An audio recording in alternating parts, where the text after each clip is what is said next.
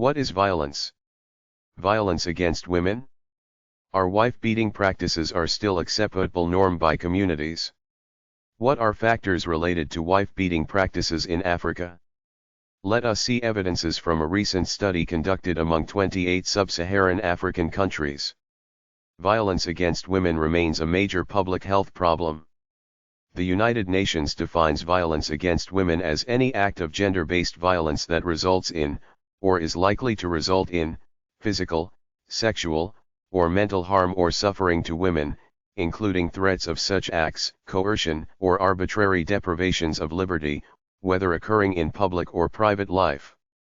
Intimate partner violence is one of the most common forms of domestic violence and is manifested in physical, emotional, and sexual forms as defined by the World Health Organization. IPV has negative consequences for women and children, which includes physical complications like back pain, limited mobility, injury, and sexual consequences. Example: victims of sexual violence, risky sexual behavior, sexually transmitted infections, including HIV, as well as reproductive complications such as miscarriage, stillbirth, preterm delivery, infant mortality, and finally mental health problem like depression, post-traumatic stress, and other anxiety disorders such as sleep difficulties and suicidal attempts. It is also associated with socioeconomic problems such as isolation, inability to work, loss of wages, and lack of participation in regular activities. IPV, including wife-beating, is prevalent in all societies across the globe. However, the magnitude and degree to which it is accepted by societies vary across regions. Sub-Saharan African countries have higher prevalence of IPV. Out of 15 countries with the highest prevalence of justifying wife-beating in the world, 14 of them are in Sub-Saharan Africa, SSA. About 24% of women in Africa reported that wife-beating is sometimes or always justified. A recent meta-analysis and systematic review study shows that 25.9% of women experienced physical violence or beating by their husbands. Another report in 34 African countries shows that justifying wife-beating varied based on educational level, which is from 41% among individuals with no formal education, to 23% and 25% among individuals who attended primary school and secondary or higher levels of education, respectively. Additionally, justifying wife-beating varied between 25 and 29% among individuals aged 66 plus years and 18 to 25 years, respectively. The attitude of accepting wife-beating as a cultural norm within communities is linked to increased probability of continuation of a low response to wife-beating in societies. People who consider wife-beating as a normal phenomenon are less likely to respond timely and support the victims, and the delayed response is less empathetic. Women who justify any form of violence by a husband, including wife-beating, usually blame themselves for the violence, are less likely to report the problem to legal authorities, and are more likely to experience long-term psychological problems. Women's attitude towards wife-beating is a proxy for insight or perception of their status and one indicator of women's empowerment. Evidence shows that women who believe wife-beating is a non-justifiable practice usually are more likely to be aware of their rights, have better self-image and status, and greater sense of empowerment.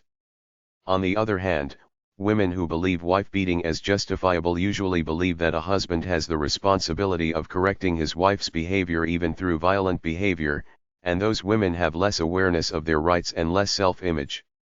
Hence, refusing or not justifying physical violence against women, including beating by their husbands, is an indicator of empowerment. In May 2016, at the WHO Assembly, several sub-Saharan African countries endorsed a global plan of action to strengthen the role of the health system within a national multispectral response to address interpersonal violence, including wife-beating, against women and girls, and against children. In line with this, some studies in African countries have shown that socioeconomic and demographic factors are associated with wife-beating attitude among women and men. However, most of these studies do not reflect recent data, used relatively old data, and focused only on prevalence, or a single country, and among all women of reproductive age.